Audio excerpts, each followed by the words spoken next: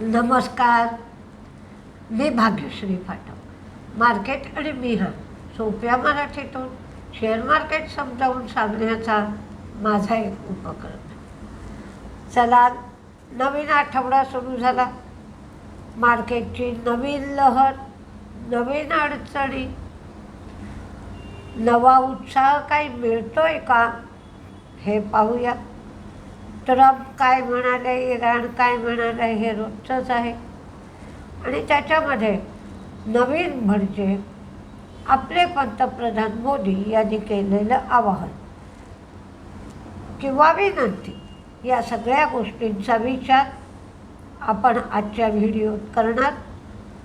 त्याचबरोबर तुम्ही जी काही कमेंट केली असेल त्या कमेंटला उत्तर आवश्यक असेल तर ते उत्तरही आजच्या व्हिडिओमध्ये मिळणार. नवीन आलेले रिझल्ट बघणार आणि कोणकोणत्या शेअरवर आज परिणाम होऊ शकतो याचाही विचार करणार. तर हे सगळं ऐकण्यासाठी तुम्ही व्हिडिओ सबस्क्राईब करा, शेअर करा, लाईक करा आणि माझ्यासारख्या सिनियर सिटीझनला नवा उत्साह द्या की मी नवीन आणखीन काही चांगलं करू शकेन. तर आज पहिल्यांदा अमेरिकेत काय झालं हे आपण बघत असतो. शुक्रवारी अमेरिकेतलं मार्केट तेजीत होतं, पण क्रूड पुन्हा वाढलाय.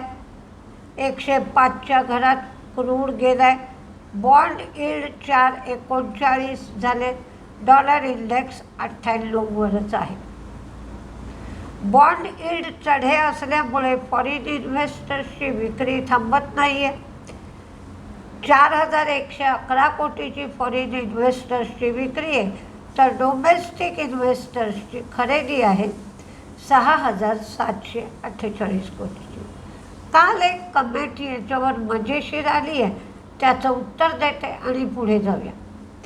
आता बघा, दोघं जण जर मार्केटमध्ये गुंतवणूक करतायत, एक विदेशी गुंतवणूकदार आहेत आणि एक घरगुती किंवा इंडियन गुंतवणूकदार आहेत, तर विदेशी गुंतवणूकदार विक्री जास्त करतोय का खरेदी जास्त करतोय हे आपण बघतो.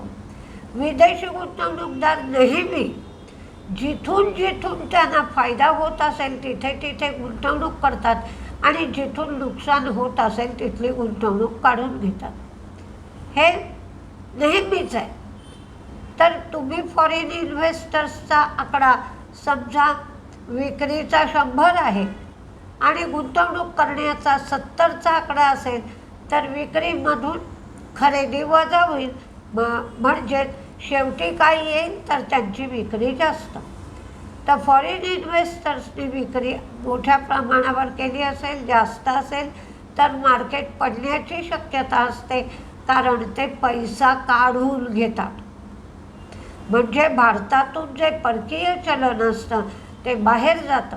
जेवढं परकीय चलन बाहेर जाईल तेवढा रुपया कमजोर होतो आणि रुपया कमजोर झाला की मार्केट पडण्याचं आणखीन एक नवीन कारण सुरू होतं.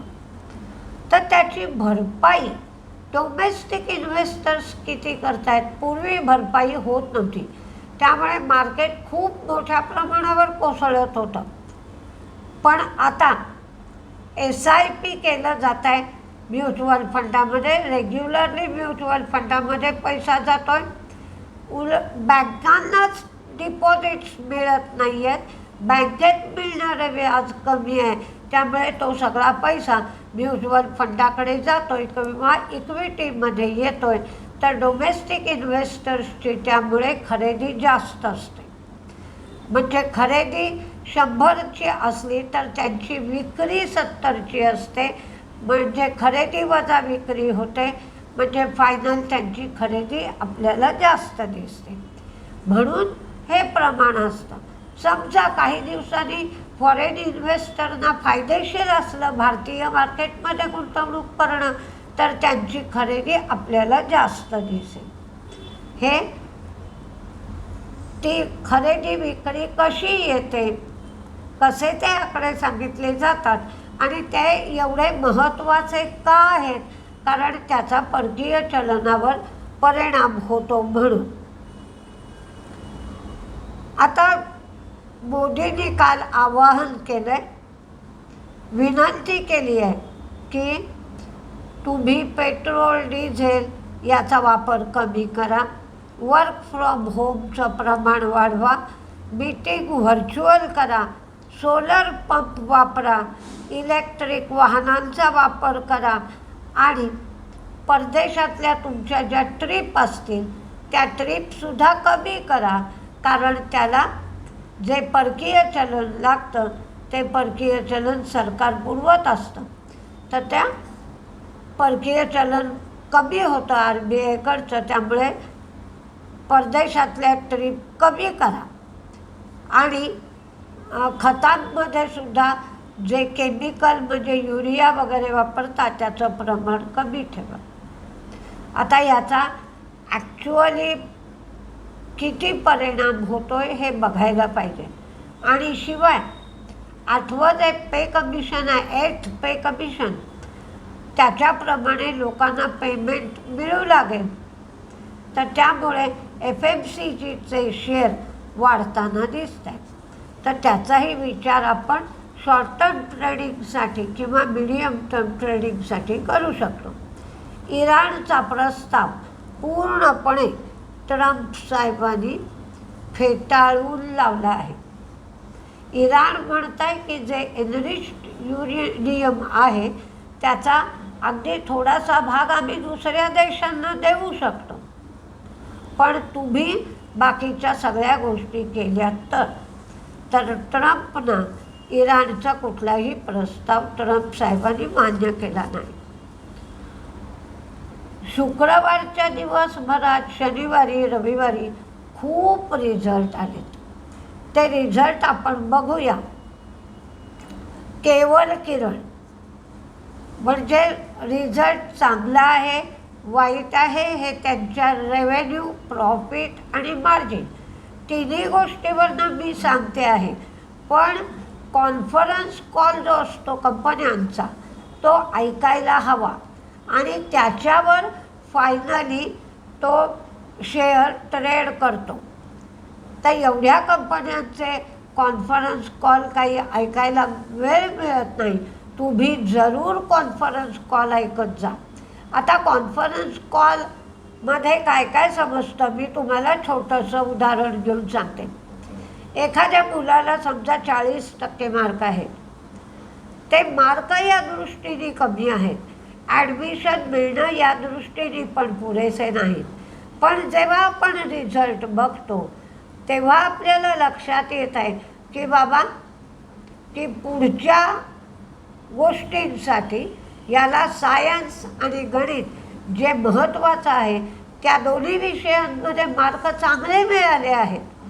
बाकीच्या विषयात त्या मानाने कमी मार्क आहेत. ठीक आहे ना, बाकीचे विषय आपल्याला सुधारून घेता येतील, पण सायन्स गणित सुधारणं कठीणच आहे.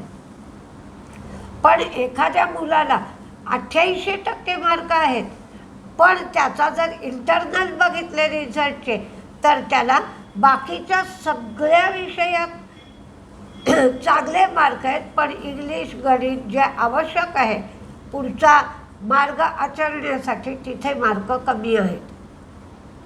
तर असं जर असेल म्हणजे कंपन्या कॉन्फरन्स कॉलमध्ये पुढचा जो गायडन्स देतात तो गायडन्स चांगला देत नसतील तर रिझल्ट 3 गोष्टी आपल्याला बघायच्या असतात.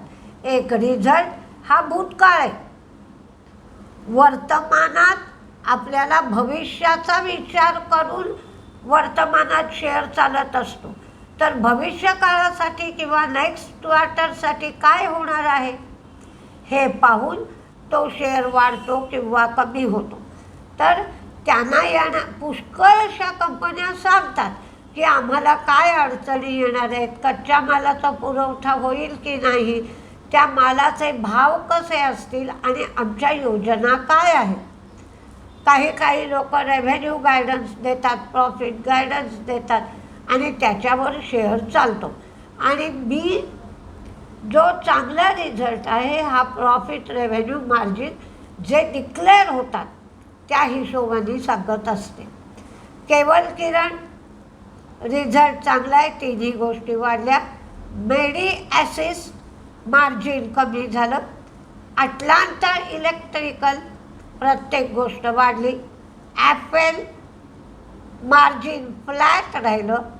गुजरात अंबुजा यांचा रिझल्ट चांगला आला आहे.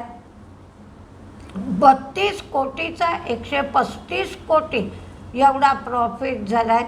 रेव्हेन्यूसुद्धा 1267चा 1467 झाला आहे. मार्जिनही तुफान वाढला आहे. रिझल्ट चांगला आहे. संभव स्टील रिझल्ट चांगला आहे. बिर्ला कॉर्प मार्जिन कमी आहे. ॲडव्हान्स एन्झाईम रिझल्ट चांगला आहे. केपी ग्रीन रिझल्ट चांगला आहे. लॉईड्स एंटरप्राइजेस तोट्यातून फायद्यात आली आहे. 7 कोटी तोटा होता, त्याचा 38 कोटी फायदा आहे. रेव्हेन्यू वाढला आहे. मार्जिन मात्र कमी आहे. सास्केन रिझल्ट चांगला आहे. 13 रुपये डिव्हिडंड आहे. कल्याणी स्टील प्रत्येक गोष्ट कमी झाली आहे पण 10 रुपये डिव्हिडंड आहे. रेणुका शुगर फायद्यातून तोट्यात गेली आहे. रिझल्ट कमजोर आहे. रेव्हेन्यू कमी झाला आहे. मार्जिन कमी झालं आहे. MCX रिझल्ट चांगला आहे. 8 रुपये डिव्हिडंड. रेन इंडस्ट्रीचा रिझल्ट चांगला आहे.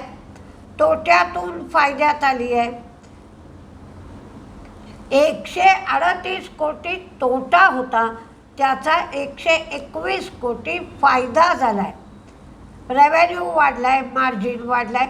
बॉम्बे डाय प्रॉफिट वाढला आहे. रेव्हेन्यू वाढला आहे. बाळकृष्ण इंडस्ट्री प्रॉफिट कमी झाला आहे. रेव्हेन्यू वाढला आहे. मार्जिन वाढला आहे. शिपिंग कॉर्पोरेशनचा रिझल्ट चांगला आहे. लिवा बुपा रिझल्ट चांगला आहे. नॉर्दर्न आर्क रिझल्ट चांगला आहे. बँक ऑफ इंडिया प्रॉफिट वाढलं, रेव्हेन्यू वाढलं. ग्रॉस NPA कमी झालेत पण नेट NPA वाढलेत. 4 रुपये 65 पैसे डिव्हिडंड. ग्राइंडवेल नॉर्टन रिझल्ट चांगला आहे. 19 रुपये डिव्हिडंड. ओबेरॉय रिॲलिटी रिझल्ट चांगला आहे. ABBचं मार्जिन कमी झालं आहे. एरिस इन्फ्रा तोट्यातून फायद्यात आली आहे. रेव्हेन्यू वाढला आहे. मार्जिन वाढला आहे. रिझल्ट चांगला आहे. 1.4 एवढा तोटा होता, त्याचा 19 कोटी फायदा झालेला आहे. क्रेडिट ॲक्सेस ग्रामीण रिझल्ट चांगला आहे.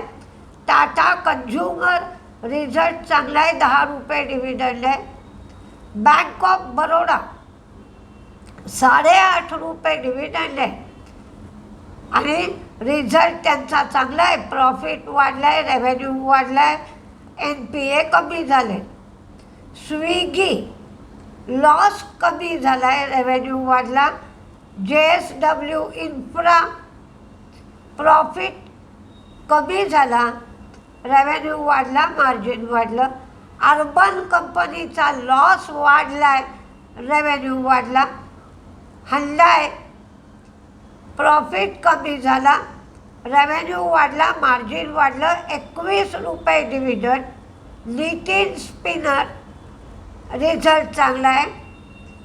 कल्याण ज्वेलर रिझल्ट चांगला आहे. 2 रुपये 50 पैसे डिव्हिडंड. चोलामंडलम होल्डिंग रिझल्ट चांगला आहे. इंटेलेक्ट डिझाईन रिझल्ट चांगला आहे. 7 रुपये डिव्हिडंड आहे. त्या 7 रुपये डिव्हिडंडमध्ये 3 रुपये स्पेशल डिव्हिडंड आणि 4 रुपये final dividend. Ujjivan small finance bank result चांगला आहे. NPA कमी झालेत म्हणजेच ॲसेट क्वालिटी सुधारली आहे.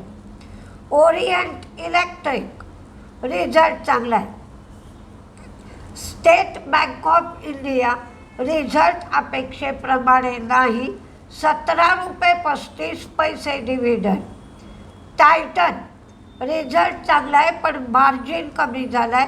15 रुपये डिव्हिडंड.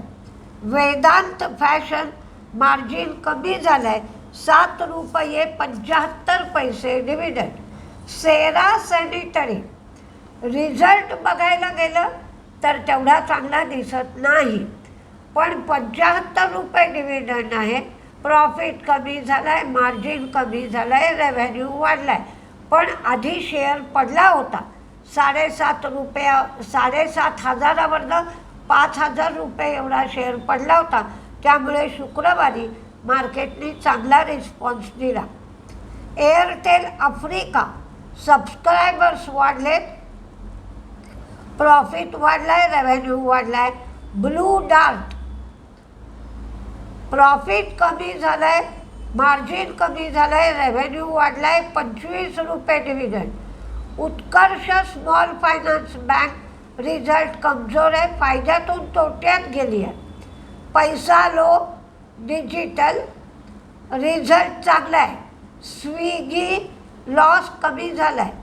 लिवा बुप्पा प्रॉफिट वाढला, रेव्हेन्यू वाढलं. आता काही बातम्या आहेत त्या बघूया. लेमन ट्रीने 50 रूमचं हॉटेल अमृतसरमध्ये घेण्यासाठी करार केला. फिनो पेमेंट बँकेचे अकाउंट्स पण वाढले, डिपॉझिट पण वाढले आणि एप्रिलमध्ये लोन पण वाढले. अल्केम लॅब तळोजा प्लांटचं इन्स्पेक्शन झालं. 483 फॉर्म इश्यू केला नाही किंवा कुठलीही त्रुटी दाखवली नाही. IRB एप्रिलचं टोल कलेक्शन 23% वाढलं. जिनासिको पतियामध्ये त्यांनी जी जमीन होती ती 24 कोटीला विकायला परवानगी दिली. Krishna institute of medical science म्हणजेच किम्स आंध्रमध्ये 50 बेडचं हॉस्पिटल सुरू करणार आहेत. त्यासाठी 2 एकर जमीन लीजवर घेण्यासाठी त्यांनी करार केला आहे. सीमॅक समुद्रप्रभा हे व्हेसल त्यांनी डिलिव्हर केलं आहे. JSW स्टील गोव्यातल्या मिनरल ब्लॉकसाठी ते प्रिफर्ड बिडर ठरले आणि जिथं 96 million ton iron ore resources असावेत असा अंदाज आहे.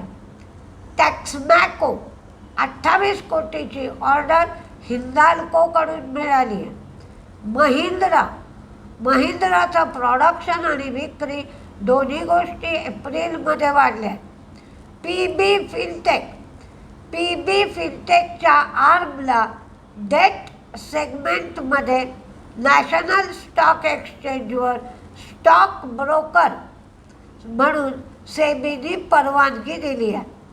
TVS मोटर श्रीलंकेमध्ये रोनिन टॉप मोटरसायकलचं व्हेरियंट त्यांनी लॉन्च केलं. आता आपण कुठले शेअर तेजीत मंदीत राहतील ते पाहूया. पण क्रूड वाढलाय. शुक्रवारी 98-99च्या आसपास होतं, नंतर 102 झालं होतं, पण आज क्रूड 105च्या लेवलवर आहे. आधी तेजीतले बघूया. Uno Minda, HDFC life, federal bank, Tata Motors, IRB infra, Oberoi reality, Crompton म्हणजे सोलर पंप आणि सरकारची जी कुसुम योजना आहे त्या योजनेखाली त्यांना काही ऑर्डर्स मिळण्याची शक्यता. बँक ऑफ बरोडा रिझल्ट चांगला आहे म्हणून दिला आहे. ओलेक्ट्रा ग्रीनटेक मोदींनी आवाहन केलं आहे की इलेक्ट्रिक व्हेकलचा वापर करा. Tata consumer, JSW infra, Kaynes 361,